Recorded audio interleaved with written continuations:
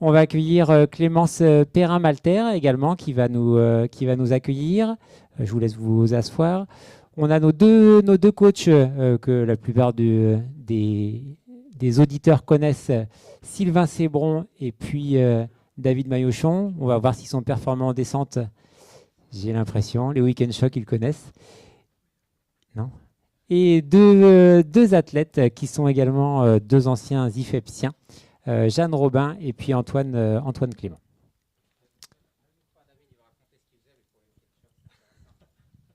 Bon.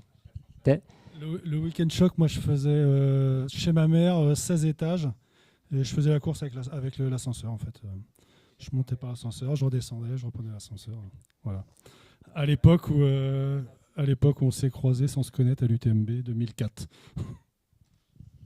Donc, merci David pour cette petite anecdote. Donc voilà le format de cette table ronde. Donc en face, j'ai ma collègue Anne Courbalet qui va m'aider à animer cette table ronde. Donc voilà, l'objectif c'était de traverser l'ensemble des thématiques qu'on a pu aborder dans la journée et puis d'avoir ce regard croisé sur ces différentes thématiques. Les athlètes, les coachs, les chercheurs qui peuvent avoir des idées ou des perceptions différentes de ces différentes thématiques.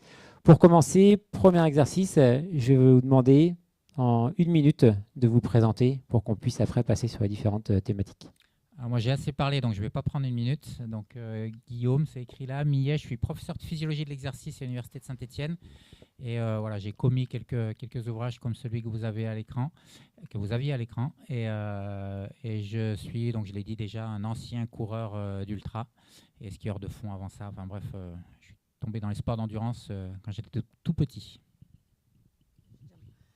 Donc, Clémence Perrin-Malter, maîtresse de conférence à l'université Savoie-Mont-Blanc au laboratoire environnement dynamique et territoire de la montagne. Donc voilà, moi je peux faire des week-end shocks mais je n'en fais pas. Je ne suis pas forcément coureuse, mais je m'intéresse à analyser toutes les pratiques sportives de montagne, que ce soit du côté des pratiquants, mais aussi du côté des politiques publiques, de l'organisation, de la gestion de ces activités et tous les enjeux qu'il y a autour du développement de ces pratiques, notamment en termes de cohabitation avec la biodiversité et avec d'autres activités comme le pastoralisme.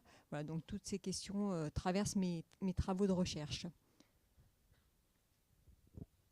Bonjour, Sylvain Sébron, j'ai un micro de trop. Je suis ex-athlète et maintenant devenu runner.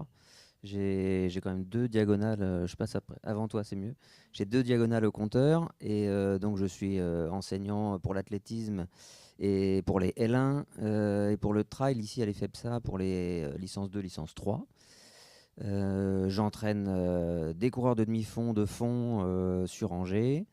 Je fais partie de l'équipe technique nationale aussi pour l'encadrement du demi-fond des équipes de France à venir. Et puis donc entraîneur aussi de trail en plaine. Donc nous on voudrait faire plus de week-end shock et on ne peut pas. Donc on est devenu un peu spécialiste malgré nous de l'entraînement en plaine pour préparer des trails. Donc on aura l'occasion d'en reparler. Bonsoir, donc David Maillochon, je suis ancien étudiant de l'IFEPS en 1987. J'ai eu l'honneur d'avoir Philippe Maté comme prof. Je suis enseignant à l'IFEPS en Master 1, Master 2 sur la gestion d'activités de pleine nature en zone protégée. Ce n'est pas mon activité principale. Et je suis coach en trail ultra depuis 2001, on va dire. J'ai fait la Diagonale des Fous en 2000 et puis je pense que dès le lendemain, je me suis un peu questionné sur la manière dont on pouvait se préparer tellement ça avait été une catastrophe. Donc j'ai creusé ce truc-là de manière empirique depuis le début et puis je dois être à 15 Diagonales des Fous, quelques UTMB. Enfin, je m'intéresse surtout à la préparation de ce genre d'épreuve en fait. Jeanne Robin, moi je suis vendéenne et ancienne étudiante de l'IFEPSA. J'ai été diplômée du master APAS et réathlétisation il y a 1 an et demi. À l'origine, je suis basketteuse, mais je pratique le trail depuis maintenant 4 ans. Et c'est venu assez naturellement parce que j'habite à la campagne. Et je passe mes vacances à la montagne, etc., avec mes parents qui pratiquent aussi. Donc j'ai fait des courses sur plusieurs distances, jusqu'à 80 km. Et je me spécialise aujourd'hui plutôt entre 40 et 60, plus dans un objectif de performance. Et par contre, je m'entraîne seule, j'ai pas de club ou de coach. Donc la pratique m'a permis d'apprendre et m'a aussi donné l'envie d'apprendre. Donc je suis inscrite cette année sur le DU d'expertise en course à pied de Poitiers, où Guillaume Millet intervient notamment. Bonjour à tous, donc du coup moi c'est Antoine Clément, donc j'ai aussi été étudiant ici. C'est un très grand honneur d'être parmi vous aussi parce que je m'informais sur notamment l'interview de David et Sylvain sur les Diagonales du Fou sur YouTube il y a quelques années. Donc c'est je suis très content d'être ici. Et du coup, alors moi je suis athlète d'ultra trail. Avant j'étais ancien combattant de MMA. Et donc voilà, j'ai traversé les États-Unis en courant, fait Diagonale des Fous, Madère également aussi. Et mon rêve c'est de finir la Barclay. Donc pour ceux qui connaissent, c'est la course la plus difficile du monde. Et donc voilà. Merci beaucoup. Pour faire la transition avec la conférence qu'on vient d'écouter, j'aimerais savoir un peu vos réactions à chaud. Est-ce qu'il y a des éléments qui vous ont interpellé ou qui vous touchent, vous intéressent plus particulièrement de façon spontanée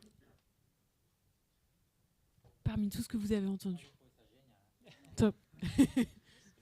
Ouais, je pense que déjà dans un premier temps, ce qui est très important et ce qu'a dit Guillaume, c'est qu'en fait plus c'est long et plus le mental est très important. Je vois quand moi je fais des extrêmes distances, c'est-à-dire parfois 900 km, 4000 km, où il faut enchaîner un certain nombre de kilomètres tous les jours. Et c'est là qu'on voit que le mental prime énormément. Je sais qu'il y a beaucoup d'Américains et Karel Sabé notamment, le meilleur ultra-trailer de très très longue distance. Il ne s'entraîne pas forcément énormément, mais il axe beaucoup sur sa préparation mentale. Courtney Dauwalter aussi a une grande philosophie là-dessus avec la fameuse Pain Cave. Et on voit que le mental a quand même une incidence très importante dans l'ultra-trail, il ne faut pas le négliger. Là où le mental a quand même une moindre incidence, je pense, sur les courtes distances. Moi, je rejoins ce que Clément a dit sur l'aspect mental. Ce qui m'a aussi beaucoup interpellé, ce qui était très intéressant, c'est qu'il y a beaucoup de notions qui entrent en jeu dans la pratique du trail et de l'ultra-trail. Et donc, c'est important de s'y intéresser et de toutes les intégrer, et ça prend du temps. Voilà. Et après, ce qui m'a interpellé, c'était aussi le week-end shock. J'en avais beaucoup entendu parler, mais je ne l'ai jamais pratiqué. Et ça donne envie de s'y intéresser de plus près. Moi, je vais faire l'ancien combattant. Ce qui est intéressant, c'est l'évolution, c'est-à-dire de voir en 25 ans l'ultra-trail ce que c'est devenu. C'est-à-dire qu'à une époque, je connaissais personne qui faisait ça. Il n'y avait aucune littérature là-dessus. On se lançait là-dedans sans savoir où on mettait les pieds. Moi, j'ai fait ma première course avec des chaussures de running, un short de foot, un t-shirt en coton et puis 8 kilos sur le dos, sans montre. Et on partait dans des trucs invraisemblables, on se mettait dans des états pas possibles.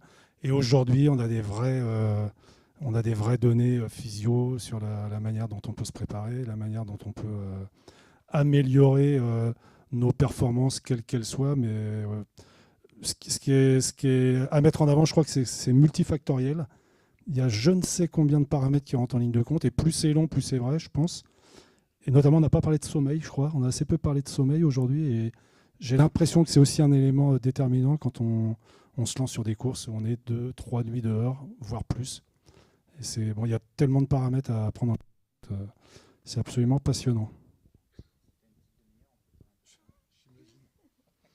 Oui, cette journée a permis de confronter un peu les connaissances et les dernières mises à jour à l'expérience et voilà, conforter certaines choses et réfléchir sur d'autres. Donc c'était très intéressant, notamment sur la force, sur l'économie de course, voilà, toutes ces choses-là.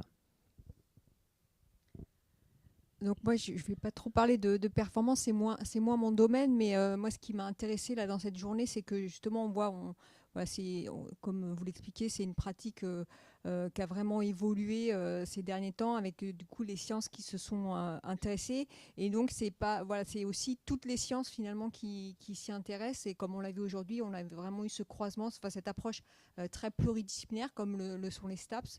Et moi, c'est ça qui m'a intéressé aujourd'hui, c'est ce croisement des regards qui se complétaient avec le regard aussi des sciences humaines et sociales, des sciences de la vie, et c'est ce qui fait aussi l'intérêt, je trouve, de cette journée. Merci beaucoup. Donc en fait, si je comprends bien, ça peut résonner de façon un peu différente avec des ancrages un peu spécifiques. Et ça tombe bien parce qu'on va pouvoir aborder tous ces éléments-là au fur et à mesure de nos échanges. Mais peut-être juste pour commencer, la question que je me pose, je ne sais pas si c'est une vraie bonne question ou pas, mais est-ce que c'est accessible à la pratique du trail? Est-ce qu'on peut dire que c'est une pratique qui est démocratique, qui peut être pratiquée par tous, qui est ouverte à tous? Est-ce que vous avez rencontré des profils particuliers? Comment est-ce que vous vous positionnez par rapport à ça? Plusieurs questions dans la question, je l'avoue. Je veux bien commencer parce que donc c'est des choses qui ont été aussi abordées au long de la journée, hein, sur ces approches-là. Donc ce que montrent les enquêtes, on commence à avoir un peu du recul, même si c'est une pratique récente, donc on a peut-être moins de recul que sur d'autres activités.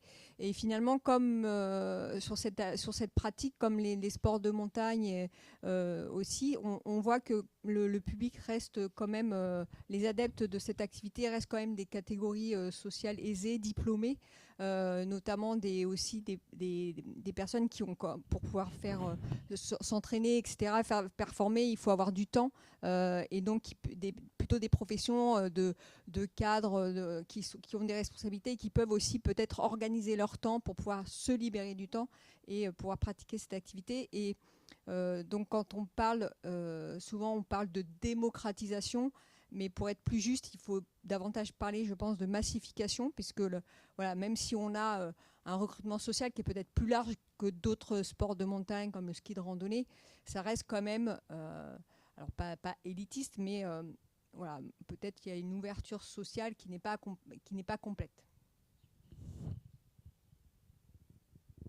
D'un point de vue sportif, peut-être, c'est accessible. C'est tellement devenu accessible dans la tête du public que peut-être on se heurte après à d'autres problèmes, c'est-à-dire de manque peut-être de progressivité dans l'entraînement et dans l'entrée dans la pratique avec un peu de précipitation pour certains pour s'engager dans cette pratique. Et donc voilà, nous après sur le terrain, on doit essayer aussi de sensibiliser, de faire en sorte que les bases soient bien acquises avant de monter en volume, en kilométrage, notamment sur les épreuves. Alors peut-être qu'il ne faut pas voir ça uniquement par le prisme des ultra-trails médiatisés, c'est-à-dire de l'UTMB, de la Diagonale des Foot, ces trucs-là. C'est-à-dire que faire du trail, c'est sortir de chez soi et puis aller courir dans les chemins, c'est aussi ça. Donc la démocratisation du tout, c'est à la portée de tout le monde, ça. C'est-à-dire que c'est pas uniquement le prisme médiatique qui fait la pratique. Bon, il se trouve qu'avec Sylvain, on est associé on a monté une académie de trail à Angers pour des jeunes enfants. Vous imaginez bien qu'ils sont très très loin de se poser la question de faire l'UTMB ou autre chose. Donc l'idée, c'est de les amener à une pratique qui soit en relation un peu avec leur environnement, avec le respect de l'environnement, puis de le respect d'une certaine progressivité dans la manière de leur inculquer ou de leur transmettre les choses. Donc c'est pas uniquement courir sans borne, faire du trail, c'est aussi faire 10 km ou 5 km derrière chez soi, dans les bois, quoi. Donc c'est quand même un peu à la portée de tout le monde. Je rejoins les idées qui ont déjà été évoquées, comme quoi le trail dépend aussi de l'image qu'on s'en fait, qu'avant tout c'est une envie de courir en extérieur, de pratiquer dans des paysages naturels ou moins, parce qu'il existe aussi de trails urbains qui se développent énormément. Je pense qu'aussi dans notre pays on a énormément de chance, on a beaucoup de sentiers de randonnée qui sont très accessibles, et ce indépendamment de l'évolution du trail. Moi, j'ai eu la chance de courir en Amérique du Sud notamment, et là-bas, c'est très compliqué de sentiers balisés, etc. Et donc, nous, on a cette chance-là. Et après, dans l'accessibilité, je voulais aborder un autre point, c'est aussi une fois qu'on participe à des courses officielles, il y a la question du prix, etc., qui entre en jeu. Et ça, justement, avec cette démocratisation du trail, cette popularisation, les prix aussi augmentent. Et là, il y a une autre question qui entre en jeu, mais c'est encore différent. Je rejoins tous les points qui ont été dits précédemment, et surtout sur un point, c'est que je pense que la plupart des gens se focalisent trail égale UTMB, alors qu'en fait il y a des milliers de projets à côté. On peut traverser la Corse en courant, on peut traverser les Pyrénées, on peut faire le tour des massifs d'Auvergne. Il y a aussi le FKT, pour ceux qui ne connaissent pas, c'est les Fastest No Time. Jornet, c'est un mordu de ce genre de projet. Mathieu Blanchard aussi. C'est le fait d'être le plus rapide, par exemple, sur certains sentiers qui ne sont pas forcément sur des formats de course officiels. Donc il faut aussi en prendre en compte. C'est vrai qu'avec la venue aussi d'Instagram, TikTok et tout, les gens sont devenus complètement fous. Ils veulent faire des 170 km en un mois. Moi, je discute avec des gens, des fois, ils me disent ça fait 1 an que je cours et là je veux me lancer dans la diag et tu regardes les courbes cardio, après 20 minutes c'est à 200 BPM quoi. Donc je pense que c'est important aussi de garder les pieds sur terre et d'aller progressivement. Moi je sais que j'ai commencé le trail, j'ai commencé direct par un 40 km, je me suis blessé direct, j'ai dû reprendre après 2 ans. Donc je pense que c'est important d'être progressif et de se faire accompagner si possible avec un coach, je pense que c'est important. On peut faire la méthode casquette verte qui consiste à courir 40 bandes tous les jours, mais je suis pas sûr qu'on dure quoi. Alors moi, ce que j'ai à dire, ça ne va pas vous plaire, je vous le dis tout de suite. Moi, je suis persuadé que pour revenir à l'accessibilité, y compris en ultra, je suis vraiment persuadé que c'est accessible à tout le monde. Je dis bien tout le monde. Et je vais essayer de le démontrer prochainement. J'ai lancé un projet de recherche. Alors, il y a un petit bémol, c'est qu'il faut que je trouve 350 000 €. Mais une fois que, une bricole, quoi.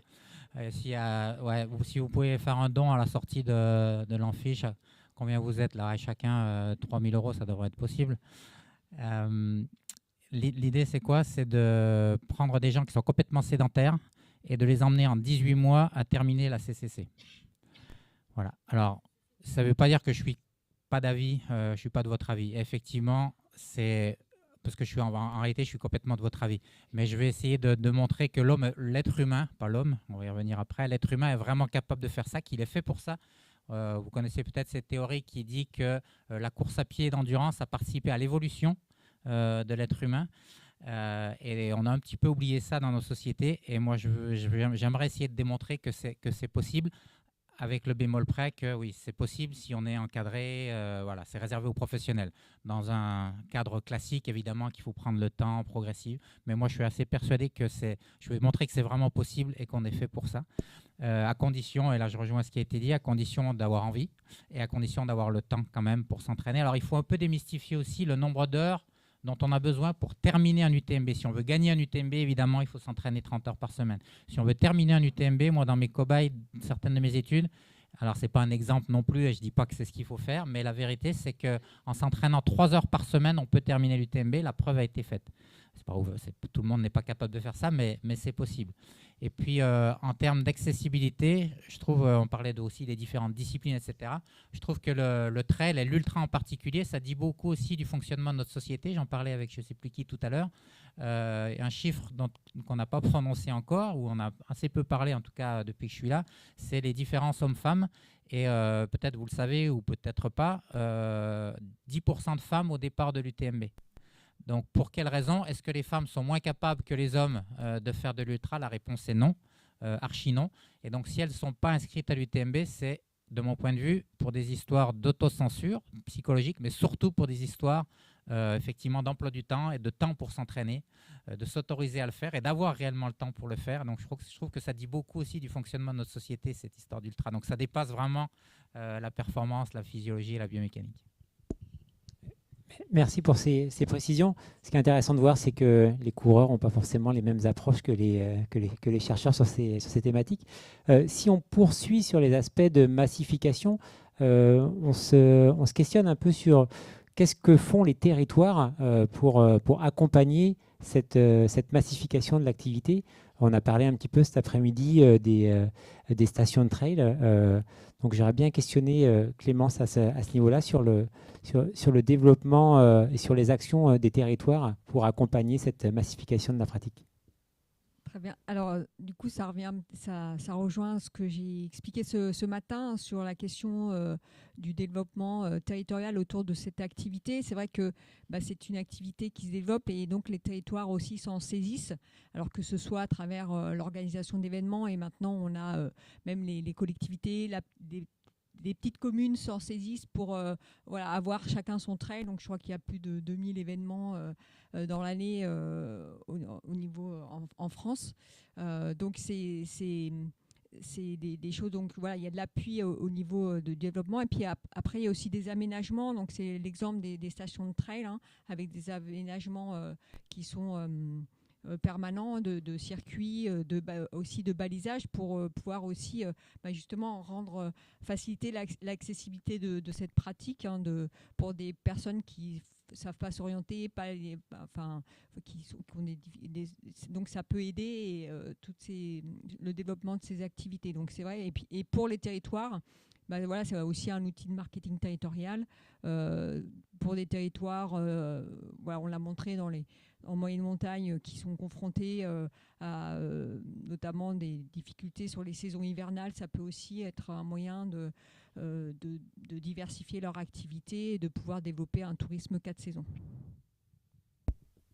Pour poursuivre sur cette thématique, est-ce que les coachs, quand vous accompagnez vos trailers, est-ce que vous prenez en considération le lieu où vous allez encourager votre athlète à s'engager sur telle ou telle course? Est-ce que c'est un élément que vous prenez en considération, ça? Pour le choix des compétitions? Oui. Oui, alors on y va effectivement par le bouche à oreille. Souvent, quand on a un groupe, quelle que soit la taille, on va chercher des événements qui proposent une multitude de distances pour pouvoir y inscrire différents publics, ceux qui débutent sur des distances plus courtes et les expérimenter sur les autres. Donc ça, c'est un premier choix. Et effectivement, après, les territoires mettent en valeur leur station de trail et leur parcours. Et ça fait partie effectivement des critères de choix importants aussi pour les fameux week-end shocks. D'aller à la fois à proximité et sur des endroits où on ne va pas chercher pendant des jours les traces soi-même. Voilà. Donc ça, c'est la première solution. Et puis aussi regarder les traces GPX des compétitions pour aller en préparation aussi à proximité.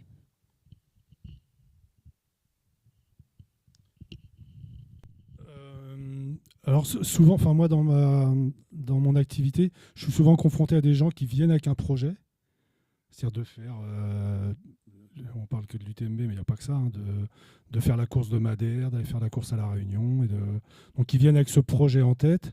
Puis après, l'idée, c'est de les accompagner sur plusieurs mois, des fois années, pour aboutir à ce projet-là. Donc ça veut dire de construire avec eux qu'est-ce que pourrait être le cheminement classique en termes de courses préparatoires éventuelles, parce qu'aujourd'hui, il faut des points souvent pour justifier le fait de prétendre à ces dossards-là. Donc il faut aller valider certaines courses.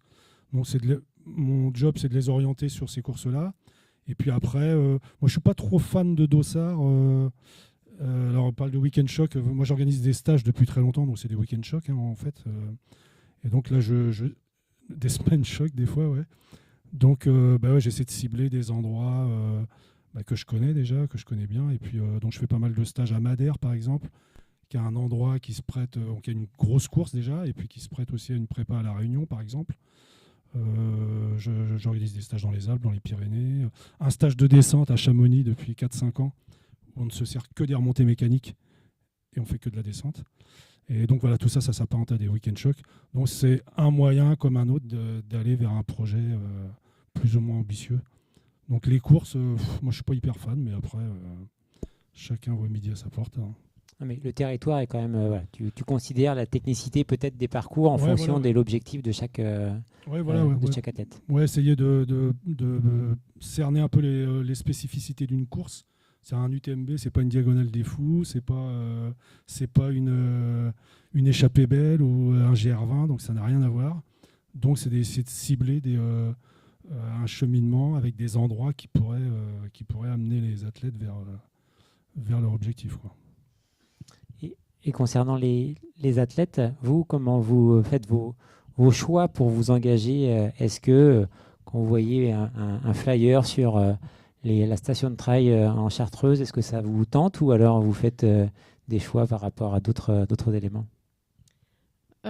Plusieurs points. Je pense que pour les entraînements, on fait avec ce qu'on a, où est-ce qu'on est par rapport au travail, etc. Donc là, pour ma part, je ne m'entraîne pas trop là où il y a du dénivelé. Après, il y a deux aspects. Il y a l'aspect où je vais courir parce que j'ai envie de découvrir des endroits. Donc là, je vais plutôt partir à l'aventure. Je vais me renseigner un peu. Je vais chercher des traces GPS. Je vais chercher des sentiers. Et là, je vais découvrir grâce à la course à pied, grâce au trail. Et ça, c'est super important. Et ça permet aussi d'entretenir la passion du trail. Et après, d'un autre côté, il y a tout l'aspect performance. Et là, du coup, c'est plus... Maintenant, on a beaucoup de plateformes, de sites comme le site Finisher ou des choses comme ça qui permettent de trouver un peu de référencier. Ils référencent toutes les courses qu'il y a. Et ça permet de choisir en fonction des objectifs qu'on a, le dénivelé ou le nombre de kilomètres. Et aussi en fonction des paysages, bien sûr. Alors moi, pour ne pas redire tout ce que les prédécesseurs ont pu dire avant, je pense que c'est important quand on programme sa saison, notamment en septembre ou en octobre, d'avoir vraiment une cohérence. C'est-à-dire que par exemple, si on prépare la Western States aux États-Unis, qui est une course qui est très roulante, c'est 160 km et 6000 mètres de dénivelé, ça se court très rapidement, on ne va pas aller préparer sa course en Corse, par exemple. Enfin, je ne vois pas trop l'intérêt, vu que c'est une course qui demande des qualités de coureur. Par contre, inversement, si on prépare la hard rock, ça peut être intéressant d'aller la préparer en Corse ou dans des environnements où l'altitude est assez élevée. Donc je pense que c'est bien d'avoir une cohérence entre ses objectifs et ce qu'on prépare notamment. Donc je pense que moi, par exemple, qui veut préparer la Barclay, je ne vais pas aller faire des 10 km à Paris ou faire des petits trails très roulants. Je pense que l'important, c'est de faire des choses qui vont ressembler à son objectif. Je prends l'exemple de Madère, par exemple. Moi, j'avais préparé ma course de Madère en Suisse et à Annecy notamment. Et en fait, quand tu arrives à Madère au niveau du Pico Rivo et qu'il fait 35 degrés et qu'il fait hyper chaud, alors que tu as préparé ta course et qu'il faisait moins 10 ou moins 5 en hiver, c'est pas très cohérent. Donc je pense que c'est bien d'avoir une cohérence entre tout ça. Merci. Il y a 2 éléments importants qui conduisent le lieu où je vais passer mes week-ends. C'est est-ce qu'il y a des microbrasseries, est-ce qu'il y a des clubs échangistes. Et voilà, à partir de ça... Non, c'était pas bon. La réponse est libre. Mais sans transition sur la préparation, justement, j'aimerais savoir... Surtout, je vais vous réinterroger, donc gardez bien toutes vos réponses. L'idée, c'est un peu de questionner, c'est quoi une bonne préparation pour vous? Vous avez un peu parlé de la cohérence, en fait, entre le lieu où je me prépare et puis le lieu où je vais courir. Ce serait quoi un peu les autres enjeux? Est-ce que vous en voyez d'autres sur au-delà des microbrasseries et des clubs sociaux? Ouais, je vais peut-être pas enchaîner tout de suite. Moi, on va laisser les athlètes parler. Dans le cas particulier des coureurs des plaines, pour le coup,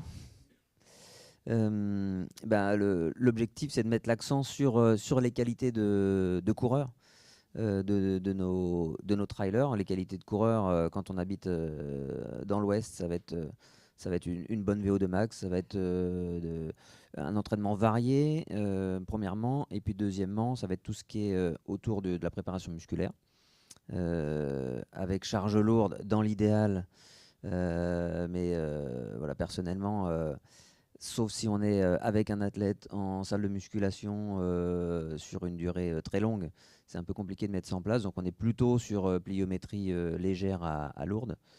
Et puis tout le travail d'agilité qui permet, à mon sens, de participer à l'économie de course. Donc travail de coordination pour pouvoir avoir des appuis plus sûrs quand on est dans des états de surface un peu compliqués. Moi, j'essaie de partir du principe qu'avant d'entraîner des athlètes ou des coureurs, on entraîne des individus et qu'il y a tellement de disparités déjà entre les gens qu'il faut essayer de trouver des modes de fonctionnement et des modes d'entraînement qui vont leur convenir. Donc, moi, j'entraîne à Angers, mais j'entraîne aussi, je fais de l'accompagnement à distance.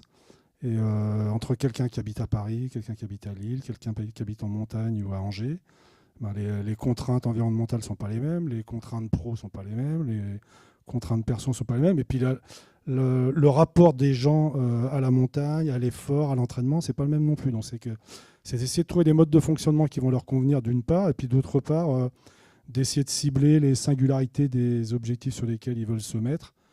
Et puis, je vais répéter ce que je disais tout à l'heure, c'est de leur proposer, un entraînement qui soit complètement adapté à ce qu'eux sont capables d'endurer, sont capables de s'infliger, de supporter, et puis voilà, de les amener jusqu'à cet objectif-là. Donc, c'est pas aussi simple que de faire des plans d'entraînement et de les envoyer. Ça veut dire aussi tenir compte des singularités des gens, et c'est le côté, je crois, intéressant du truc. Ouais. Moi, je pense que c'est important avant tout quand on débute, quand on découvre le trail, de se faire accompagner dans un premier temps, au moins, pour pas faire n'importe quoi, pour avoir une planification qui soit adaptée à ce qu'on veut, adaptée à ce qu'on est, adaptée à nos objectifs. Et je pense qu'aussi c'est important pour éviter le surentraînement. On est dans un monde très connecté, avec Strava, avec les réseaux sociaux, on a toujours envie d'en faire plus, d'en faire trop, parce qu'on se compare aux autres. Et donc c'est important de relativiser, de se dire qu'on n'a pas tous les mêmes capacités, pas tous le même planning, pas tous les mêmes entraînements. Donc voilà, j'insiste aussi sur les périodes de repos qui sont importantes. Enfin, j'ai pu l'expérimenter en tant que sportive. Quand on n'en fait pas assez, ça peut être néfaste aussi.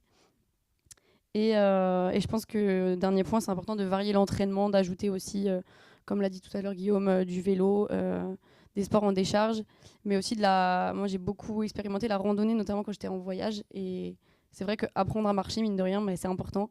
Et ça permet d'ajouter du volume en ayant moins de contraintes qu'en course à pied, qu'en trail.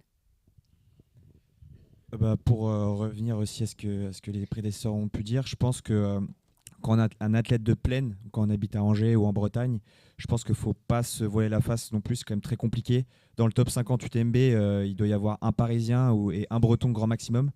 Donc il faut lutter avec nos armes. Et donc il faut faire du spécifique, c'est-à-dire que si on a l'occasion d'aller en montagne, faire des très longues descentes, excusez-moi, clairement ça va être un game changer, parce que quand on s'entraîne à la Croix du Prunier, qui a 30 mètres de dénivelé négatif, 25, tu fais littéralement pas le poids. À moins de faire du volume de malade, si tu fais 200 bornes par semaine et 10 000 mètres de dénivelé par semaine à la Croix du Prunier, ça risque d'être un peu long. Mais je pense que tu peux peut-être faire quelque chose à l'UTMB, mais il ne faut pas se voiler la face. Je pense qu'il faut quand même faire des UTMB, enfin des week-end shocks, aller en montagne et se faire sa propre expérience en montagne aussi, parce que c'est quand même très important, que ce soit pour la technique de pied, les descentes, etc. Donc voilà. Et pour revenir un petit peu à ça, et aussi à ce que vous avez dit tout à l'heure sur le fait que ça soit un peu multifactoriel, il y a aussi des facteurs psycho, tolérer de l'effort, enfin gérer son effort, tolérer des douleurs. Peut-être Sylvain, David, est-ce qu'il y a des stratégies sur lesquelles vous travaillez avec vos athlètes, ou est-ce que vous laissez ça à d'autres, Guillaume également? Et vous, en tant qu'athlète, est-ce qu'il y a des éléments que vous utilisez spontanément, ou que vous avez appris justement pour faire face à toutes ces contraintes qui jouent aussi bien sur le corps, mais qui se jouent aussi dans la tête? Du coup, je pense que dans ce que tu veux dire, c'est que parler de la souffrance notamment. Ok, entre autres. Du coup, moi, vu que je fais notamment des projets de très longue distance, la souffrance, elle prend une ampleur assez énorme. Parce que quand on court, par exemple, 80 km tous les jours pendant un certain nombre de jours, au bout d'un moment, le mental, il faut qu'il soit assez solide. Donc moi, je sais qu'au niveau mental, je fais beaucoup de travail de visualisation. J'essaye de vraiment être obsédé par ce que je fais. Si par exemple, mon objectif, c'est de traverser une chaîne de montagne, et je vais passer les mois avant à regarder des reportages, à lire des récits de courses, à vraiment m'imprégner. Et je pense un deuxième point que les gens oublient souvent, c'est de faire sa propre expérience aussi. Moi, je sais que quand je vais dans les Alpes, parfois, je suis en azimut, en plein, tout droit dans le pentu, essayer de me perdre un peu, utiliser mon orientation, etc. Pour pas être paniqué, j'ai aussi subi des phases de déshydratation parfois quand je courais, essayer de tester pas mal de choses, parce qu'en fait la théorie c'est très important, mais l'expérience de terrain c'est aussi très important. Et j'ai couru par exemple dans le désert, dans la vallée de la mort, et si j'avais pas testé des phases de déshydratation au préalable, j'aurais été complètement paniqué et pris au dépourvu. Donc je pense que faut pas non plus arriver jusqu'à là, mais voilà, je pense que c'est important aussi de faire sa propre expérience pour justement surmonter ces moments de souffrance et de douleur. Pour ma part, j'ai eu la chance de participer à un programme de préparation mentale sur 10 semaines. J'y connaissais pas grand-chose, et franchement, j'ai découvert quelque chose de très utile, voire incontournable dans la pratique du trail. Donc j'ai intégré à ma routine de la visualisation, comme disait Antoine, mais aussi des techniques de relaxation et des techniques de gestion des émotions. Et c'est vraiment important, surtout des moments de la course où on va être surpassé par toutes ces souffrances, etc., par le doute, le questionnement, etc. Voilà. L'approche mentale de ce genre de choses, de ce genre d'épreuve, elle est liée déjà à la manière dont les gens vont aborder la chose. Moi, je pense que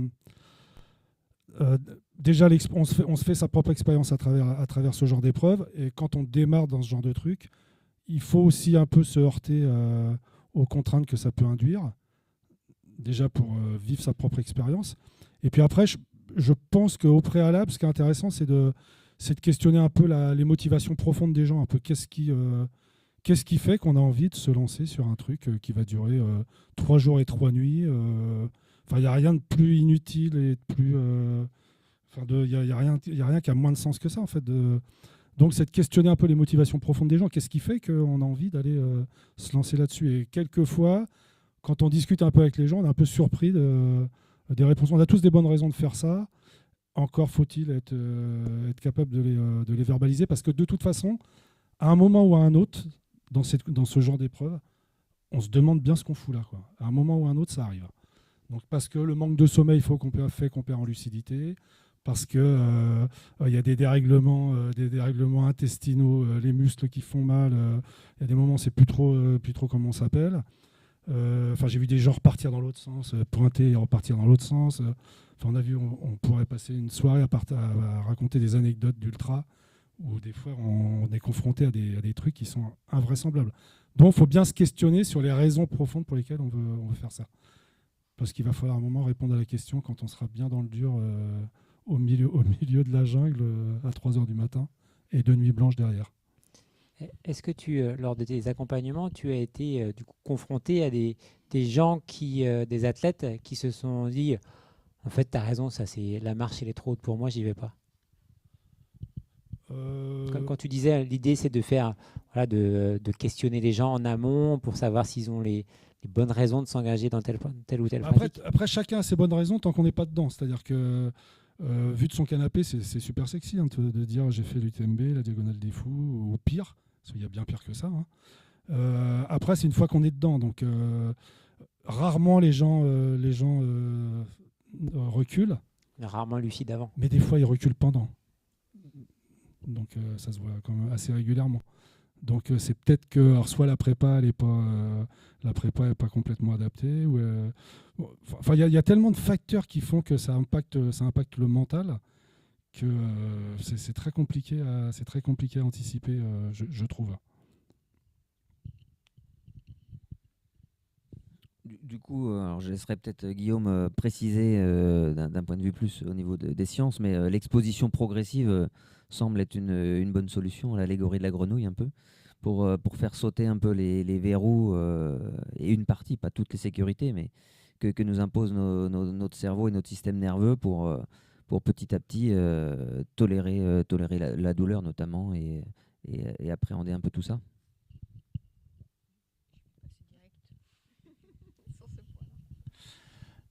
Bon, vous me redonnez le micro, ça va, vous êtes joueur.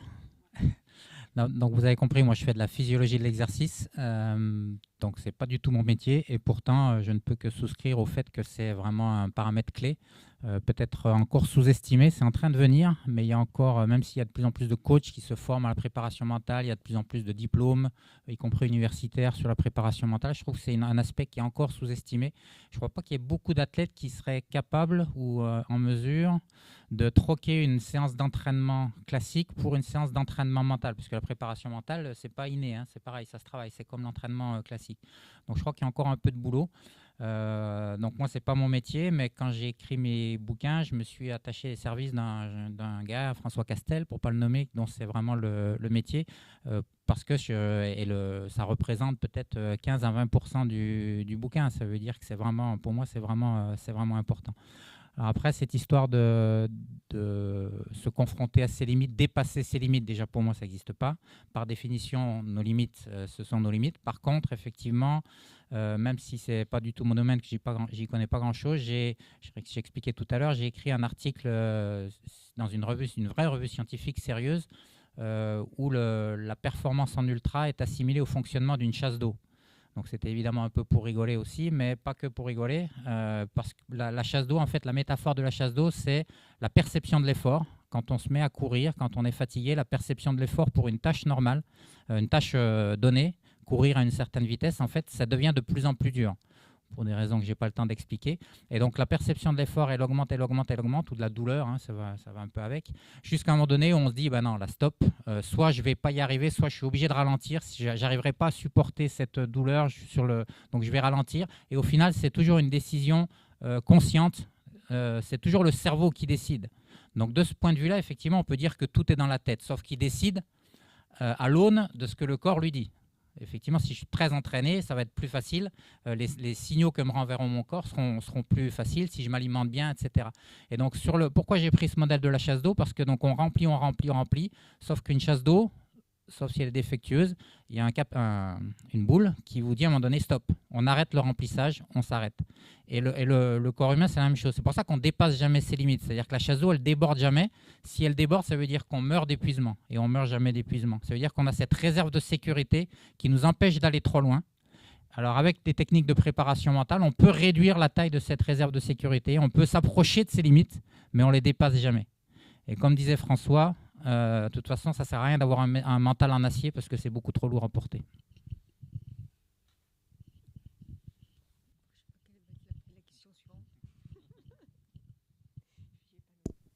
Merci pour ces précisions. Du coup, Guillaume, tu abordais les éléments relatifs un peu à la nutrition, au sommeil, à la fatigue, plein d'éléments comme ça. Non, je ne sais pas si on va avoir le temps d'y passer.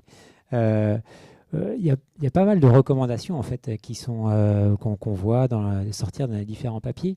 Et sur le terrain, il n'y a pas forcément une application des athlètes. Des fois, on voit un peu tout et n'importe quoi en pratique. Qu'est-ce qui peut faire que un athlète considère un peu plus ses recommandations et du coup essaye d'appliquer les recommandations scientifiques, en termes de nutrition notamment? Je ne suis pas sûr d'avoir compris la question. Qu'est-ce qu'il peut faire? Qu'est-ce que tu entends par qu'est-ce qu'il peut faire? Comment un athlète peut appliquer les recommandations d'un coach, par exemple? Parce que c'est vrai, quand on est sur le terrain, on voit que des fois, on a un plan A et on transgresse un petit peu ce plan et l'aspect mental passe et on va vers des aliments plaisir, par exemple, sans forcément appliquer les recommandations qui avaient été vues initialement. Vous avez une idée? Parce que moi, personnellement, je sèche un peu là. Non, en fait, je suis pas sûr d'avoir très. Je suis désolé, hein, c'est moi, je suis un peu con, hein, ou je suis fatigué, on va dire ça comme ça plutôt. On manque de lucidité en fin de journée. La question, c'est relatif en fait à l'alimentation et la nutrition du trailer. Comment conseiller le trailer pour être le plus performant dans le cadre de son alimentation sur le pratique? Alors ça, c'est mieux. Donc, la réponse, c'est acheter mes livres. Voilà, ça, c'est la réponse. Non, blague à part, les recommandations, ça dépend de quelles recommandations on parle, sérieusement. Vous avez des recommandations qu'on vous trouvez dans les excellents livres, des recommandations qu'on va trouver sur Internet avec des sources qui sont pas parce que c'est sur Internet que c'est forcément tout pourri. Et puis, vous avez aussi des choses complètement pourries sur Internet. Donc, ça dépend de quelles recommandations on parle. Et après, dans quelle mesure on suit les recommandations? On suit, par exemple, on a un très bon coach qui nous fait un plan d'entraînement. Oui, après, il y a des gens qui vont suivre ça à la lettre. Moi, je me souviens, alors moi, j'ai jamais été coach, mais parfois, il y a des copains ou des gens qui me demandent, alors je fais jamais de vrai plan d'entraînement, mais une fois pour une copine, je lui ai dit, allez, je vais te faire un plan d'entraînement, etc. Et je me souviens, je lui ai mis, là, par exemple, tel jour, c'est 1 heure de footing. Et elle me disait qu'elle arrivait chez elle, si elle était à 57 minutes, elle tournait dans la cour 3 minutes pour faire 1 heure. Voilà. Donc, il y a des gens qui sont comme ça, qui suivent les recommandations. Il y en a d'autres dans la salle, apparemment, un peu des jusqu'au-boutistes. Et puis, il y en a d'autres qui prennent un peu plus de souplesse. Je pense qu'en général, prendre un peu de recul sur des recommandations, c'est quand même plutôt bon signe d'un peu de maturité. Et c'est souvent des gens qui vont un petit peu plus loin, qui se documentent aussi d'eux-mêmes, etc. Donc, après, les coachs sont mieux placés que moi pour dire si les gens qui suivent à la lettre sans trop se poser de questions, ça fait aussi des bons athlètes. Mais j'ai le sentiment que pas terrible. Ouais. D'un point de vue alimentation, il y a le plan A et le plan B. Et souvent, c'est le manque de préparation et le fait de s'habituer, de se préparer sur les sorties longues, sur les week-end shocks, etc., qui fait qu'on sera plus à même d'appliquer le plan. Après, on a tous vécu. On a préparé des heures et des heures d'alimentation au milligramme près, puis au bout de 2 heures, on veut plus de sucré. Donc, on n'a plus de plan A. Donc effectivement, le plan B, ça va être le salé, le saucisson qui nous tend les bras. Donc voilà, la préparation avant tout pour être capable d'emmener la prévision au niveau diète le plus longtemps possible. parler, mais ça me fait penser à un post que j'ai vu de Mathieu Blanchard aujourd'hui même, là dans le train, où il expliquait que sur la Diag, là, qu'il a gagné, comme vous le savez sans doute, en fait, contrairement à d'habitude où il a vraiment typiquement ses ravitaillements millimétrés avec sa femme, là, enfin son ami Alix, là, sur la diagonale, je crois qu'il a utilisé le terme lâcher prise, où il a dit bah ouais, non, je ne l'ai pas aussi bien préparé que d'habitude. Et bon, on l'a prouvé que en tout cas, au moins, l'expérience montre que ça peut aussi fonctionner. Après, je pense qu'il n'a pas fait n'importe quoi pour autant. Hein. Je pense que la qualité première de quelqu'un qui fait de l'ultra, indépendamment du niveau intrinsèque des gens, c'est la capacité à s'adapter constamment, en fait. À s'adapter à tout ce qui va se présenter au fur et à mesure que l'épreuve va avancer. C'est-à-dire, on peut partir avec des plans en tête. C'est toujours bien d'avoir des stratégies en tête, je trouve. Mais il faut avoir cette capacité à sans cesse s'adapter parce que ça ne se passe jamais comme on a prévu. Il faut bien partir de ce principe-là. Donc, ça va de la météo pourrie. C'est-à-dire que, par exemple, je prends un exemple, on va courir à Madère. Madère, il y a des plages, il doit faire beau là-bas. Mais on peut se retrouver avec des conditions invraisemblables. Donc, il va falloir se réadapter constamment. On peut partir avec l'idée de prendre tant de barres par heure et puis de s'alimenter. Et puis, au bout de 3 heures, on est en train de gerber. Donc, il va bien falloir se réadapter. Et en fait, c'est constamment ça, tout le temps. Et je pense que l'une des grosses qualités des gens qui terminent des courses en ultra, c'est d'être capable de s'adapter constamment à ce qui se présente, en fait, indépendamment des plans.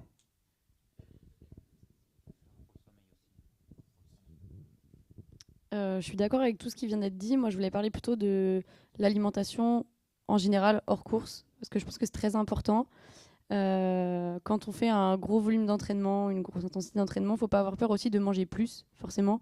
Quand on ne s'entraîne pas du tout, quand on ne fait pas de sport, on a moins besoin d'apports, notamment d'apports glucidiques, etc.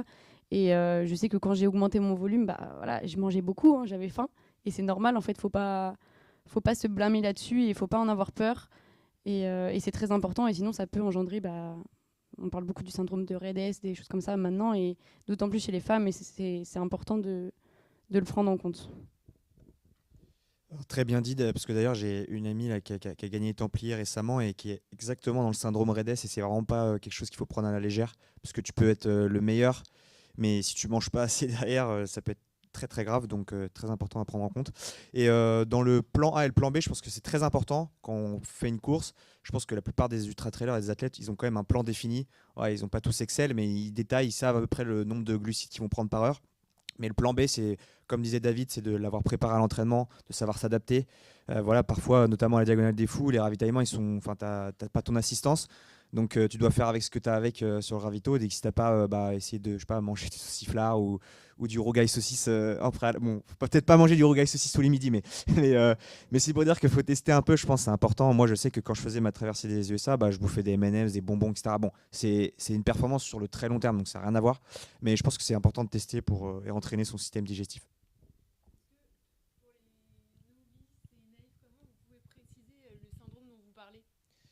Alors, je ne suis pas scientifique, donc je vais essayer de vulgariser un peu le truc. Mais en fait, c'est le syndrome du surentraînement qui s'appelle syndrome RED-S. Et en fait, si je ne dis pas de bêtises, c'est quand tu dépenses plus de calories que tu n'en ingurgites. Et donc, du coup, après, ça fait une balance un peu négative. Ce qui fait qu'après, tu perds du poids et après, tu rentres dans un cercle vicieux. Parce que, comme disait Guillaume tout à l'heure, en fait, plus tu es maigre, entre guillemets, et plus tu es performant. Enfin, avoir des muscles en ultra-trail, dans la course à pied de manière générale et dans les sports d'endurance, c'est pas forcément intéressant, bon, hormis dans l'ultra-trail, mais du coup après tu rentres dans un cercle vicieux où tu as moins envie de manger, etc. Enfin, bref, c'est tout ça. Mais bon. Oui, donc RED-S, c'est Relative Energy Deficiency in Sport. Alors c'est pas tout à fait, c'est pas très éloigné, hein, je suis d'accord, mais c'est pas tout à fait le surentraînement, parce qu'on peut être surentraîné en mangeant tout à fait en quantité suffisante. Surentraînement, c'est plutôt quand il y a un déséquilibre entre la quantité d'entraînement et la récupération. Ou le stress hors entraînement, d'ailleurs hors compétition. Donc RED-S, c'est quand même effectivement lié plutôt aux apports limité plutôt aux apports énergétiques, et c'est ce qui a remplacé un petit peu, vous avez peut-être entendu parler de la triade féminine, notamment avec l'aménorrhée. Et en fait, on s'est rendu compte qu'effectivement, si ça touche surtout les femmes, les hommes ne sont pas du tout à l'abri du syndrome de RED-S. Et voilà, c'est pour ça que je crois, à ma connaissance, qu'on a changé le nom et que ça s'applique à la fois aux hommes et aux femmes maintenant. C'est un vrai problème, hein, c'est sûr que c'est un vrai problème. Alors, pas forcément en ultra ou en trail, plus que dans d'autres sports d'endurance. C'est vrai que les sports d'endurance sont très touchés par ça, mais pas spécifiquement l'ultra, je crois. De la même façon que la bicorexie, ou vous savez ce qu'on appelle la pratique, l'addiction, l'addiction au sport ou la pratique problématique. On a l'impression que tous les coureurs d'ultra sont addicts, et c'est pas du tout vrai. Oui, il y en a un certain nombre, mais c'est pas forcément spécifique à l'ultra. On peut faire des grandes quantités d'entraînement sans être addict au sport. Merci pour ces précisions. Donc, la question n'était pas très claire, mais vos réponses étaient plutôt bonnes. Donc, je fatigue en fin de journée. Je vois le temps qui avance. On va passer au dernier temps pour qu'on puisse avoir un petit temps d'échange avec le public à la fin. Pour terminer, en fait, ce qui nous intéresse, ce serait de savoir quelles sont vos perspectives à chacun d'entre vous. Est-ce qu'il y a des éléments qui vous semblent encore à explorer ou qui vous font envie ?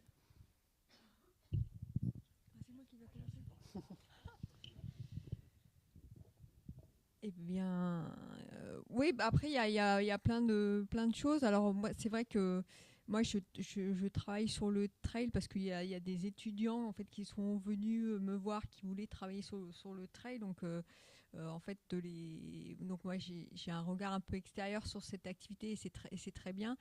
Et donc, voilà, là notamment, il y a un doctorant qui va commencer, qui débute sa thèse et qui va s'intéresser à la question des modes d'engagement dans les compétitions, dans les événements trail, et voir quel est aussi leur rapport à l'environnement, à la nature, parce que donc ça c'est aussi des choses que nous on questionne aussi en sciences sociales, parce qu'on est sur une activité, un sport de nature, et donc voilà, sur quel est le lien, le rapport à l'environnement, et aussi voilà, aussi à des questions aussi de préservation de la biodiversité. Ça c'est des choses aussi, parce qu'en travaillant aussi en collaboration avec des écologues, moi c'est des choses qui m'intéressent aussi sur ce volet-là de la pratique.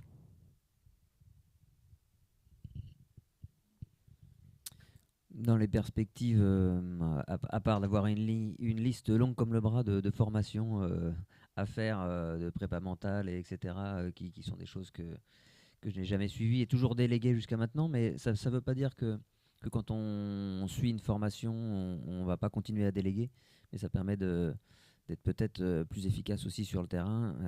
Voilà. Et puis donc continuer à accompagner et à développer la partie digitale en ce qui me concerne. On a maintenant des outils de plus en plus performants qui ne sont pas parfaits. On a bien compris que les capteurs, quels qu'ils soient, ils sont encore tous à améliorer. Mais voilà, on a notamment Nolio, là, on travaille là-dessus.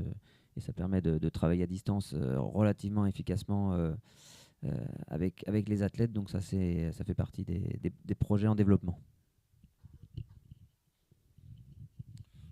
Moi, les projets, c'est de continuer à accompagner des athlètes dans leur projet à eux, et puis de continuer à... Je me lasse pas encore, moi, d'aller en montagne. Moi, je suis pas super fan de faire des courses de trail, hein, donc moi, ce que j'aime, c'est aller en montagne. Donc, j'ai la chance par mon job d'y aller assez souvent. Donc, voilà. Pour l'instant, j'ai l'intention de continuer comme ça, et puis d'accompagner des gens aussi bien que possible dans ce registre-là. Ouais. En tant qu'athlète, à la recherche de performance d'abord, moi, mon objectif, c'est de continuer à découvrir en fait tout ce qui touche à la pratique du trail, etc. Tout ce qu'on a pu découvrir durant cette journée de conférence et qui est très intéressant. Mais aussi l'importance de trouver le bon équilibre dans le dilemme recherche de performance, suivre à la lettre son programme, son alimentation, etc. Et aussi garder le plaisir du trail, qui est avant tout une pratique qu'on fait parce qu'on kiffe, je pense, être dans la nature, être dans la montagne et courir, quoi. Alors moi, mon objectif, c'est toujours de me préparer pour la Barclay et de toujours tout faire en sorte dans ma programmation pour aller vers cette course. Donc voilà, c'est l'objectif numéro 1. Et d'ailleurs, pour ceux qui aiment cette course, j'organise une course en janvier, fin hiver, qui est une sorte de démocratisation de la Barclay en Bretagne. Donc pour ceux qui n'ont pas les chances de pouvoir aller à la Barclay, parce que c'est parfois peut-être trop compliqué, le mode d'inscription est aussi quasiment impossible à comprendre, j'organise une course, donc c'est sous format de sélection. Donc si vous êtes intéressé, vous pouvez venir me voir et j'accepterai votre candidature avec grand plaisir. Par contre, je ne suis pas sûr que vous reviendrez vivant, mais ouais, voilà. Malheureusement, moi j'ai aquaponé, donc je ne pourrais pas être là, mais sinon. Non, alors quand même, je vais terminer, pas de raison. Hein. Moi, je suis un peu addict au micro, pas au sport, mais au micro. Donc moi, mes projets, là, c'est essentiellement scientifique. Donc on travaille en ce moment sur la comparaison trail-route. On a une thèse là sur le sujet. Il y a ce fameux projet qui est pas du tout une blague, hein, de 0 to 100, où on va essayer si je trouve le budget, de faire passer les gens de sédentaires absolus à ultra-trailer en 18 mois. Et puis après, en lien avec ce que j'ai dit tout à l'heure, travailler sur la femme. Non, c'est tout à fait sérieux. Je rêve d'un grand projet pluridisciplinaire sur le trail et la femme pour essayer de promouvoir un peu la pratique féminine du trail et de l'ultra-trail. Les 10% du TMB, ça fait trop longtemps que ça dure. Donc évidemment, il y a des choses qu'on ne peut pas changer, mais il y a quand même, je pense, des leviers sur lesquels on peut jouer. Et donc voilà, s'il y a des sociologues, des psychologues pour travailler avec des... C'est vrai, attention, hein, faut pas...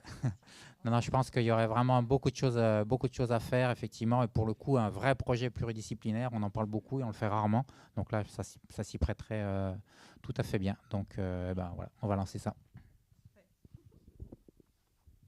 Pour revenir à ce qu'il disait, c'est vrai que c'est très intéressant au niveau des femmes, parce que je sais que moi j'ai fait du MMA, etc. C'est des sports à très grosse testostérone, on a beaucoup d'ego, et la différence entre femmes et hommes dans les sports de combat, elle est quand même assez importante. Et quand je me suis mis à faire de l'ultra, et notamment j'ai été aux États-Unis m'entraîner avec des athlètes qui ont fait partie du Oregon Project et tout, pour ceux qui connaissent un peu la course sur route et tout, et ça m'a fait, je me suis pris 50 claques dans la tronche, et même en ultra, t'as ton grand ego et tu te fais ravaler quand tu vois une fille qui te défonce en descente. Donc c'est vraiment très important de le savoir, que vraiment la différence elle est très très fine, et voire il n'y en a pas du tout, comme on peut le voir avec Courtney de Water qui explose pas mal de mecs. Merci pour ces apports qui étaient du coup très riches. Ce que je vous propose, c'est s'il y a deux, trois questions, il est 20h30, on est presque à l'heure, même complètement à l'heure. Donc une petite question de l'Assemblée. Bonjour, merci à tous les intervenants pour leur partage d'expérience.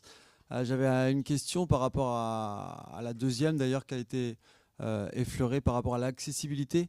Là, c'est une conférence qui parlait des facteurs de performance.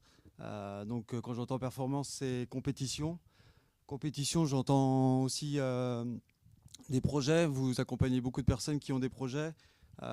Ça comprend une catégorie de personnes que vous avez dit, selon les statistiques, c'est une catégorie sociale a priori qui a un petit peu plus d'argent. J'entends parler de projets, j'entends parler de courses qui font rêver, qui sont à l'autre bout du monde. Je me dis que tout le monde ne peut pas forcément les réaliser, on a tous des étoiles dans les yeux. Et je me dis que par rapport à ça, dans tous ceux que vous accompagnez, le sponsoring et les partenaires, est-ce qu'ils jouent aussi un rôle pour pouvoir accompagner les athlètes à ce niveau-là ? Non. Non, mais je veux dire, 99,9% des gens qui pratiquent ça sont complètement amateurs. Donc, après, c'est à la fois, oui, forcément, ça s'adresse à certaines catégories socio-professionnelles quand il s'agit d'aller courir à l'autre bout du monde et puis de participer à des courses de cet ordre-là. Mais encore une fois, c'est pas non plus uniquement ça, le trail. Donc, et quand moi je parle de projet, il y a des gens qui ont le projet de faire le 177 km de l'ultramarin, c'est à 2 heures de bagnole, et donc c'est pas forcément lié au statut socio-professionnel des gens, c'est des choix de vie. Et puis effectivement, quand il s'agit d'aller courir à l'autre bout du monde tous les ans, ça touche une certaine catégorie de gens. Maintenant, le sponsoring et le partenariat, ils ont pas grand-chose à gagner là-dedans avec la masse. Ce qu'ils ont à gagner, c'est de vendre des chaussures, c'est de vendre mais pas forcément en sponsorisant les gens.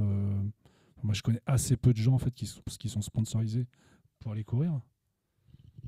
Mais encore une fois, on voit aussi par exemple des marques qui préfèrent sponsoriser quelqu'un qui a 20 000 followers sur Instagram et qui va mettre 4h20 à faire son marathon, plutôt que de le filer à quelqu'un qui va mettre 2h50. Donc voilà, il y a aussi l'intérêt des marques, c'est pas toujours l'intérêt des sportifs. Hein. Je pense pour revenir au sponsoring, c'est vrai que c'est quand même très très compliqué parce que dans le trail, il n'y a quand même pas beaucoup d'argent. Donc en fait, il y a deux moyens de se faire sponsoriser. Soit tu es voilà, un Kylian Jornet ou un athlète très prometteur, ou alors tu as une énorme communauté sur les réseaux sociaux. Et indépendamment, même si tu es nul, faut dire, ou tu es médiocre, ton niveau est pas bon, et bah, si tu as une bonne communauté, tu pourras quand même avoir des sponsorings et peut-être gagner plus d'argent qu'un athlète super fort. Donc je pense que c'est à prendre en compte, effectivement. Mais le sponsoring, effectivement, si tu prends 100 athlètes comme ça au hasard dans un ultra, je pense qu'il doit y en avoir un qui doit être sponsorisé. Et encore, ça doit être des réductions chez le magasin outdoor du coin. Donc faut le prendre en compte. Moi, je sais que j'ai la chance d'avoir été sponsorisé par plusieurs marques, mais c'est parce que j'avais vendu le projet de la Barclay et à l'époque Aurélien Sanchez n'avait pas terminé et ça faisait un peu les marques étaient contentes, donc voilà, mais c'est vrai qu'il faut pas se voiler la face, c'est quand même très compliqué. Je pense qu'il faut quand même avant de vouloir se faire sponsoriser, il faut commencer à faire son CV, quoi. Tu vas pas être pris chez Rothschild en finance si tu as travaillé au Crédit Agricole de ta commune. Donc je pense que c'est important de créer son CV et puis après pourquoi pas demander des sponsorings, quoi. Mais ouais, voilà. Tout ce que j'avais à dire sur le sponsor. Merci. Jeanne, non. Une autre question?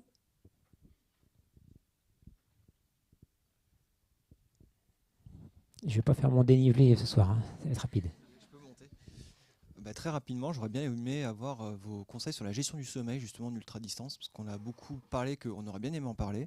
Moi, j'aurais bien aimé en parler aussi, en tout cas en entendre parler. Un exemple typique sur une course de 100 km où on sait qu'on va passer au moins une nuit dehors. Qu'est-ce qu'il faut faire? Les micro-siestes de 15 minutes ou un gros break de 3 heures, par exemple? Je vais laisser David, je pense que c'est spécialiste. Déjà, je pense que pour une course de 100 km avec une nuit dehors, il n'y a pas besoin de dormir, pour commencer. Après, quand on commence à rentrer dans des process à 2 nuits dehors, 3 nuits dehors, alors ça n'est que mon avis, hein. Après, je pense que on ne s'entraîne pas à ça, en fait. On ne peut pas s'entraîner à ça. C'est-à-dire qu'à aucun moment, on va se retrouver dans la situation d'avoir passé 36 heures dehors à ne faire que courir au marché et puis de se retrouver à 3 heures du matin au fond d'un cirque à La Réunion. On ne peut pas s'entraîner à ça. Donc s'entraîner à gérer le sommeil, pour moi, c'est du vent. Par contre, des stratégies d'approche du sommeil, je pense que c'est possible d'en adopter. Enfin, moi, je parle que de mon expérience et puis de celle que j'essaie de transmettre aux gens que je suis. Je pense qu'il ne faut pas essayer de lutter déjà. Il ne faut pas essayer de lutter. Que le déficit en sommeil, ça inhibe un peu notre faculté à raisonner de manière un peu rationnelle. Donc, moi, j'ai des souvenirs assez anecdotiques, mais j'ai des souvenirs de gars à l'UTMB. Je me souviens d'un gars à l'UTMB, il dormait debout, quoi. Il dormait debout. Il devait faire du 1 km/h, mais il ne s'en rendait même pas compte. Et donc, je me souviens, on l'avait arrêté, lui dire tiens, couche-toi là, mets ta couverture de survie. Je pense qu'il a été beaucoup plus vite après. Mais c'est la perception en fait, qu'il avait du truc. Je ne vais pas monopoliser la parole, mais bon, j'ai entraîné un gars l'année dernière qui s'est arrêté à aller à 1h30 de l'arrivée à la Diagonale des Fous. Et il n'avait pas dormi. Et en fait, il a cru qu'il était arrivé. Donc il a envoyé un message à son père, lui dire je t'envoie la vidéo de mon arrivée. Il est reparti dans l'autre sens. Il s'est fait ramener par un Réunionnais. Il était persuadé d'avoir fini la course. Et il n'avait pas fini du tout. Et je pense que s'il avait dormi un petit peu, ça ne serait pas arrivé. Donc en fait, ça altère complètement notre capacité. Donc la gestion du sommeil, c'est de ne pas lutter, d'essayer de fonctionner plutôt avec des cycles assez courts. Quelquefois, 10 minutes déconnecté et puis de pas forcément dormir, mais que le cerveau arrête d'être monopolisé par ce qui se passe sous nos pieds. Quelquefois, ça suffit à se relancer pour plusieurs heures. Donc, je ne sais pas, Guillaume, ce que tu en penses, mais je crois que c'est très très compliqué à expliquer aux gens. Et tous les gens, pour moi, qui vous raconter des stratégies sur la gestion du sommeil, c'est des escrocs, quoi. Ça n'existe pas, ça, la gestion du sommeil comme ça. Je pense qu'il faut avoir la capacité à gérer quand ça se présente. Donc il faut l'anticiper un peu quand même en termes stratégiques. Je pense qu'on va laisser Oui, la parole sur le sommeil à Guillaume. Après, je pense qu'on peut en avoir pour toute la nuit si on commence à parler de sommeil. Donc, on va essayer d'être assez bref. Non, effectivement, on a promis d'en parler, donc merci pour la question. Je suis tout à fait d'accord avec tout ce qu'a été dit, David. Un tout petit bémol près sur il ne faut pas lutter. Je pense qu'il faut quand même lutter jusqu'à ce que tu trouves un bon endroit pour dormir. Voilà, peut-être c'était implicite, mais c'est-à-dire, non, c'était même pas une blague pour une fois. C'est-à-dire pas s'arrêter sur le chemin si on est dans le froid, même avec sa couverture survie, etc. On n'est pas sûr de se réveiller, etc. Donc il vaut mieux aller lutter un peu jusqu'à jusqu'au prochain ravitaillement. Sinon, tout à fait d'accord avec toi sur tout ce que tu as dit. Les études il y en a très peu déjà, mais est-ce qu'on peut vraiment s'entraîner à pas dormir? Non. Ce que l'on sait, mais pas sur les aspects physiques, mais sur les aspects cognitifs de l'effet de la privation de sommeil, c'est que certaines personnes sont plus résistantes à la privation de sommeil que d'autres. Ça s'appelle ça porte un nom, ça s'appelle le trototype. Donc si vous êtes privé de sommeil, si on fait tous une nuit blanche, certains vont être assez peu affectés sur le fonctionnement de leur cerveau, et puis d'autres beaucoup. Et ça, c'est reproductible, c'est-à-dire que c'est vraiment en vous. Et donc à tel point que peut-être on peut imaginer que c'est un des facteurs de la performance dont on n'a jamais parlé. Personne ne peut vraiment le prouver, mais moi je serais assez d'accord avec ça aussi. Qu'est-ce qu'on peut dire encore? Qu'il y a des stratégies effectivement de sieste. Alors des exemples comme tu as donné, il y en a plein qui sont d'ailleurs tous aussi marrants les uns que les autres. D'autres limite vraiment le cerveau peut disjoncter. Je vous parlais de la chasse d'eau, de la réserve de sécurité. Là, la chasse d'eau, elle peut déborder dans deux cas, quand il fait très chaud et quand on est sévèrement privé de sommeil. Moi, j'ai d'autres exemples effectivement sur le tort des géants où les gens c'est un des rares exemples où j'ai vu, que je connais, où la personne peut vraiment plus faire un pas, à part des hypoglycémies très sévères, mais qui est obligé de se coucher sur le chemin, de sortir la couverture de survie, et puis plus de son, plus d'image. Donc là, s'il est en montagne et qu'il fait -5, il est mort, quoi. Et normalement, ça n'arrive jamais, ça, parce qu'on a cette réserve de sécurité. Donc la privation de sommeil, ça peut vraiment avoir des effets très très graves assez marrants ou pas, justement, sur le cerveau. Qu'est-ce qu'on peut dire encore? Il y a quelque chose dont je suis passé très rapidement pour ceux qui étaient là cet après-midi sur les stratégies de caféine, mais ça peut aider aussi, ça peut marcher pas mal. Moi, j'ai travaillé un tout petit peu avec François Den quand il préparait le tort des géants, où on avait réfléchi justement sur les apports en caféine, les stratégies de sieste qu'il n'a pas du tout respectées d'ailleurs, ce qui corrobore ce que tu disais, qu'il faut aussi savoir s'adapter par rapport à ce qu'on avait plus ou moins décidé ensemble et ce qu'il a fait. Il n'y avait rien à voir. Par contre, les apports de caféine ont été un petit peu assez bien respectés, il me semble. Et puis le dernier point quand même, c'est alors ça, on a des travaux, puis on est en train de conduire une nouvelle thèse là sur le sommeil justement, et en particulier parmi les questions qui se posent, on a parlé des stratégies pendant la course, mais il faut surtout pas oublier ce qui se passe avant la course. Alors personne dirait qu'il faut être privé de sommeil avant la course, mais il me semble que l'on sous-estime l'importance d'accumuler du sommeil. Ça s'appelle le sleep banking en anglais. Alors certains disent qu'on n'accumule pas vraiment du sommeil, mais qu'on rattrape juste un déficit de sommeil chronique, mais finalement ça revient au même. C'est-à-dire dormir beaucoup. Il n'y a pas de données vraiment en ultra, mais nous on a fait une étude avec l'armée sur accumuler du sommeil avant de faire une nuit de privation de sommeil. Ce n'était pas entre elles, mais c'était une nuit de privation. Et le fait de dormir 2 heures par nuit, d'être au lit 2 heures par nuit pendant la semaine précédant la privation de sommeil, où on vérifiait que les gens dormaient réellement 1 heure de plus que d'habitude, augmentait la performance, non seulement cognitive, mais aussi la performance physique. Donc ça prouve bien que, et encore, c'était une tâche motrice, un effort qui était assez court, où normalement les effets de la privation de sommeil ne sont pas spectaculaires. Donc si on fait des efforts de type ultra, accumuler du sommeil, donc vraiment oublier les réseaux sociaux, oublier comment on appelle ça, Star Academy, tout ce qui va vous permettre de faire des siestes, allez vous coucher, et c'est tout ce que vous avez à faire avant un ultra. Ça c'est vraiment, et quand je dis avant un ultra, c'est valable aussi avant un marathon, avant un semi-marathon. Ces histoires d'accumulation de sleep banking, d'accumulation de sommeil, je pense sont vraiment clés à sous-estimer. Voilà, on pourrait continuer des heures, mais je suis d'accord. Après, moi j'ai testé l'entraînement à la sieste, qui je pense est un outil qui fonctionne bien. Mes collègues me voient de temps en temps aller un petit quart d'heure le midi, et c'est vrai que c'est une technique qui fonctionne plutôt pas mal. Donc j'ai un petit tapis où je fais ma petite sieste de 15 minutes. Le chef l'apprend, mais juste pour terminer, quand on parlait de micro-sieste, mais tu disais, tu as dit 10 minutes, effectivement. Moi, je me souviens sur le tort des géants, j'avais dormi 5 minutes. et c'est incroyable comment on peut faire un reset en 5 minutes. Enfin, moi, si vous ne l'avez pas vécu, vous ne pouvez pas le croire. Je titubais littéralement sur le chemin, sauf que comme j'avais quelqu'un derrière moi, pas très loin, et en plus c'était une femme, je ne pouvais quand même pas me laisser doubler par une femme, du coup j'ai demandé à ce qu'on me réveille. C'est con, je passais bien jusque-là et là d'un coup je passe pour un sale con, hein, c'est dommage. Hein. C'est ballot, hein, ça, dis donc.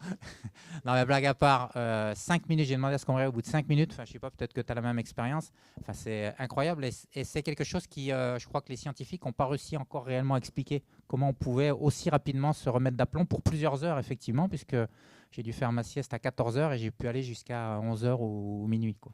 C'est incroyable. Je pensais pas remettre une pièce dans la machine. Antoine, tu avais un petit mot. Juste pour le dernier mot, on arrive au quart d'heure angevin. Je pense qu'il existe un peu partout. Mais pour voilà. le sommeil, pour en dire, moi, mon frère a fait les forces spéciales, donc pour ceux qui connaissent le 13e RDP. Et il m'a toujours appris une chose, c'est qu'en fait, le facteur de performance pour les tests, notamment, c'est la faculté à gérer son sommeil. Et lui, il me disait que quand parfois ils avaient 20 minutes pour dormir, les autres, ils dormaient à l'arrache, mais lui, il prenait son temps, il posait bien son camp, il dormait 15 minutes, mais des bonnes 15 minutes. Et au final, ça a changé tous ses tests et il a réussi à terminer et à vaincre. Donc ouais, je pense que le sommeil, on sous-estime énormément. Parce que pour 2 personnes, par exemple, moi j'ai fait une traversée des Aravis, c'était 48 heures non-stop. Et on a commencé au même moment, on a plus ou moins dormi les mêmes heures. Mais moi, j'étais complètement sous hallucination. Je sais que moi, je tolère pas du tout. J'ai tout le temps des hallucinations, j'entends des voix, je vois des lumières parfois. Enfin, c'est assez fou. Par exemple, je sais que j'ai voulu traverser la Corse et tenter le record sans assistance. Sur la descente pour arriver au col de Verdé, en fait, toutes les 5 minutes, je m'arrêtais et je dormais sur le caillou. Et en fait, j'avais l'impression de dormir 1 heure, en fait, parce que la notion du temps, en fait, tout est un peu farfelu. Et du coup, c'était la merde, parce que du coup, je me suis endormi sur le sentier et puis je me suis fait réveiller par un fermier corse. Enfin bref, c'est pour dire que les hallucinations, c'est vraiment pas à prendre à la légère. Donc, ouais, voilà. Merci pour ces précisions. Donc on voit que je pense qu'une seconde édition de cette journée scientifique est envisageable, hein, avec voilà, l'ensemble de ces perspectives qui sont abordées. On va pouvoir voilà, clôturer cette journée scientifique et ce colloque. On peut applaudir l'ensemble des conférenciers dans un premier temps, je pense.